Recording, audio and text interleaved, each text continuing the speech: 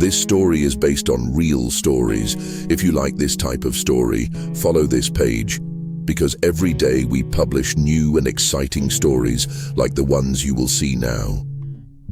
Bianca always knew that some silences scream louder than any words. Ever since the night everything happened, she carried a weight inside her that no one else saw. In the eyes of others, she was the exemplary older sister, successful, in control, present in her youngest daughter's life like a second mother. But no one knew what she had done to protect Isadora. No one knew about the blood that stained her memories, nor the cruel choice she made when she was just 18. She buried that secret along with a part of herself, and she promised never to let it resurface. But the past has a curious way of sniffing out the fears we bury. It was an ordinary afternoon when Bianca received the envelope with no return address. Brown paper, unmarked. Inside, just an old photo. Her and Isadora, still teenagers, next to a man whose face she would rather forget. The handwritten caption in cold, calculated script read, "Secrets don't sleep forever." Bianca's heart skipped a beat. What she feared so much was knocking on her door, and this time, she knew silence might not be enough anymore. For years, Bianca built her life on glass foundations. She helped Isadora get into college, paid for her studies, was the godmother at her graduation, and even financed her sister's first apartment. All of this in the name of a guilt that no one knew about. The younger sister always admired her, but she never understood the silent pain in her older sister's eyes. Isadora was light, Bianca, shadow, and the harmony between them only existed because one was willing to fade away so that the other could shine. The envelope wasn't just a threat. It was a promise that the past was alive, and that terrified her. The man in the photo, that man, he shouldn't be there. Bianca was sure she would leave him behind that night when tears mixed with the rain and mud. She had to be cruel, cold, brave. But everything she did was for Isadora. Bianca knew no one would believe the truth, not without destroying Isadora's image of the world, of justice, of her own sister. And now, someone wanted to relive that nightmare. But who? And why? She had to find out before everything fell apart. That night, Bianca didn't sleep. She sat on the edge of her bed, staring at the empty envelope on the table. The memory of the wet forest, the muffled screams, and the thoughtless decision she had made more than a decade ago came back to her with cruel clarity. She had never told anyone, not even the one man who had dared to truly love her. Maybe because she knew, deep down, that loving someone like her was a risk, and that her love would always come with thorns. The next day I went to work as if nothing had happened. A smile on my face, firm steps, attentive gaze. But inside, everything was chaos.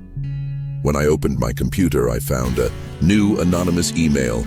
"You have 7 days." No attachments, no explanation. That was it.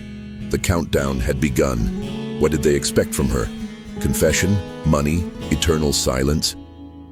Bianca felt the wall closing in, the ground giving way, and the past coming back to cover her with interest and cruelty. And worse, she didn't know how much this would put Isadora in danger. But if anyone dared to touch her, Bianca was ready to bleed again. Bianca spent the next few days trying to track down any clues.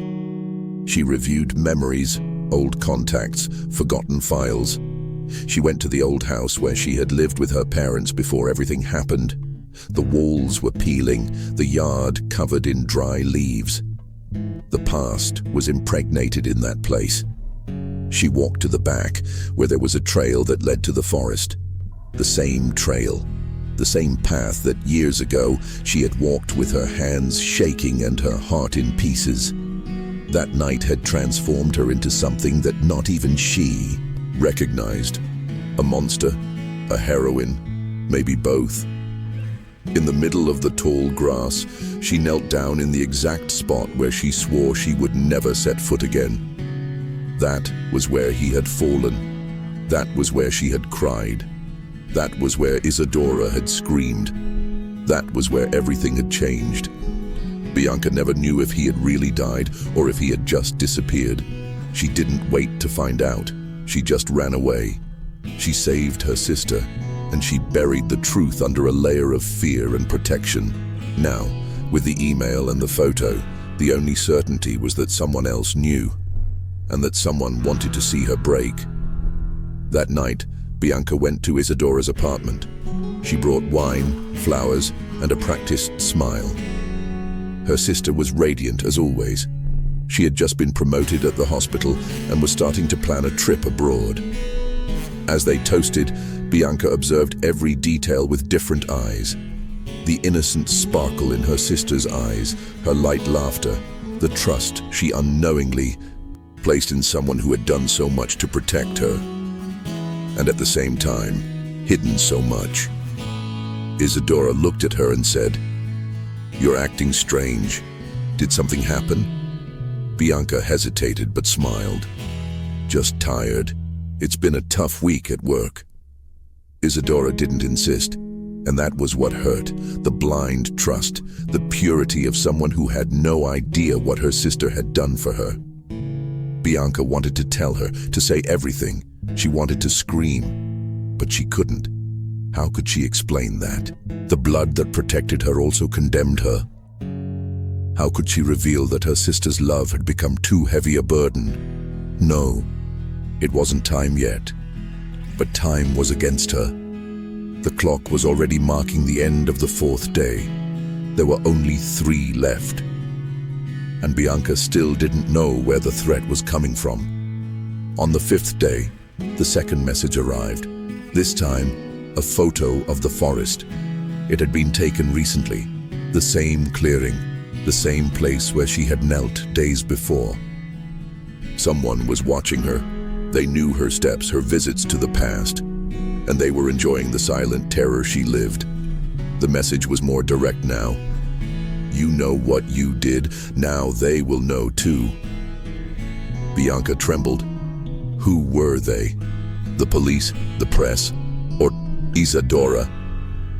Desperate, she went after Julio, the only police officer she had known at the time of the incident. A childhood friend, discreet, who owed her family some favors. She found him in a corner bar, aged, haggard, but still alert. She told him part of the story, enough to put him on alert, but without confessing too much. Julio listened to her in silence and at the end said, "Someone is hunting you, Bia, and that person knows how to mess with you. If I were you, I would prepare your sister, because this is going to blow up. And soon." Bianca left the bar with her heart racing. Prepare Isadora. How? Tell her the truth? No, not yet. She needed to find out who was behind this, and what exactly that person wanted. The 6th day dawned with suffocating anguish. Bianca barely looked at herself in the mirror. Every expression on her face seemed like a disguised confession. She called work, making up some excuse not to go. She needed time. She needed to think. She lay on the couch with her cell phone in her hand, waiting, fearing, hoping that nothing would come. And at the same time, hoping that something would come to make sense of the chaos. And then the call came. Unknown number. He answered with bated breath. "Still as brave as you were that night," said a deep, scratchy male voice.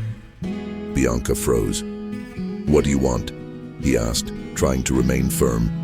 "Justice or revenge? Maybe both. You have until tomorrow, and this time, you won't be able to run away." The line went dead.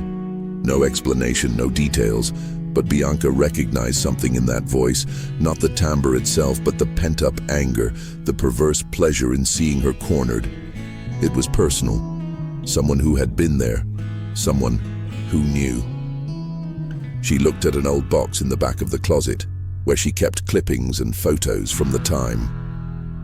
Something inside her told her the answer was there, that perhaps the enemy was closer than she imagined. Rummaging through old papers, Bianca found a forgotten photo. She, Isadora, and 3 schoolmates on a field trip. Everyone was smiling, carefree, oblivious to what would happen years later. But one face in particular caught her attention. Caio, one of her childhood friends, a neighbor from the street behind her. He had always been strange, too observant. He had a sneaky way about him, always on the fringes of the group. After the incident that night, he disappeared from town. No one spoke of him anymore. But Bianca remembered that he had been around at that time. He had seen something. Or maybe everything. She grabbed her phone and did a quick search. And there he was, Caio Martins, now with a discreet profile on a social network, a private security company, few photos, no mention of the past. But one was enough to make Bianca's blood run cold. A recent selfie in front of the ancient forest with the caption, "Certain wounds never heal." She didn't need any more proof. It was him, and he wanted her to know it. He wanted to see her destroyed. That night, Bianca made a decision. She would tell Isadora everything. It was no longer just a matter of protecting her sister. Now, it was a matter of survival. But how could she explain that she had lied to her for years? How could she say that the man who tried to abuse her that night, a friend of the family, protected by reputation and money, was only stopped because Bianca took justice into her own hands? She arrived at her sister's apartment with cold hands and a fast-beating heart. Isadora greeted her with a smile, but soon frowned. "Bia, what happened?" Bianca took a deep breath. "We need to talk. Seriously." They sat at the table. Bianca tried to start, but her words got stuck. Until Isadora, without warning, pulled a letter out of her bag. "This arrived for me today, at the hospital." Bianca took the envelope and recognized the handwriting. She was trembling. Someone is threatening me, Isa," he confessed. "It's about something that happened in the past. Something I did for you." Isadora turned pale. The silence between the two was an abyss, and the last day was about to dawn. The 7th day dawned with a cloudy sky. Bianca had barely slept, and Isadora seemed to be floating between shock and denial. The conversation the night before had unearthed much more than secrets. It had revealed the abyss that existed between them. Sitting on the living room floor, still in their pajamas, Bianca told them everything. The party, the man, the attempted abuse, the fear, the despair, and finally, the blow, the blood, the escape to protect her sister. Isadora cried silently, unable to decide whether to hug Bianca or move away. "You killed for me?" she whispered, her eyes fixed on nothing. "I didn't know what to do," Bianca said, her voice breaking. "He was going to hurt you. I didn't think, I just acted." The sound of the doorbell interrupted the moment. Bianca froze. She looked at the clock. Noon. It was the deadline. The last day. She got up slowly and walked to the door. On the other side, a letter hung with a ribbon. No one was around. He opened it with trembling hands. Inside was just one sentence. "Today, the world will know what you hid." The afternoon was a nightmare. Bianca ran to Julio, desperate. He was already aware of everything and had begun to discreetly investigate Caio. "He rented a warehouse on the outskirts of the city," he said. "And you're going with me now. We're going to put an end to this." On the way, Bianca received a notification. A video posted on an anonymous profile was starting to spread on social media. A distorted statement without clear images, but with a false narration. Bianca killed an innocent man and hid the body with the help of corrupt authorities. The voice was edited, but the content was poisonous. The truth, completely manipulated. In the warehouse, they found Kayo. He was calm, as if he had been waiting for her. "You destroyed the life of someone powerful that night," he said, "and no one paid for it. Now, it's your turn." Bianca stepped forward, glaring at him. "He was a monster. I protected my sister. You know nothing." Kayo smiled. "I know enough, and now the world knows it too." Julio stepped forward, handcuffing Kayo. "You'll have to explain a lot, including where you hid the body to create this farce." Bianca broke down. For the first time, she wasn't running away. She was facing it. Kayo's confession came slowly, pressured by the evidence. He was never sure what happened that night, but he saw Bianca running away, heard rumors, and decided to turn everything into a weapon. The man's body was never found because after the attack he fled, injured but alive. He died, months later, involved in another crime in another state. Kayo found out, but preferred to feed the legend. He created a version that could punish Bianca for what, according to him, was cowardice and arrogance. With the truth exposed, the media reversed part of the narrative. Julio ensured that Kayo would be charged with defamation, stalking, and attempted blackmail. Bianca, even though free, did not come out unscathed. The pain, the trauma, the years of silence took their toll. Isadora now, aware of everything, held her sister's hand as they left the police station. "You saved me, but who will save you?" Bianca smiled for the first time in days. "Maybe myself, Isa," for the first time, without hiding anything.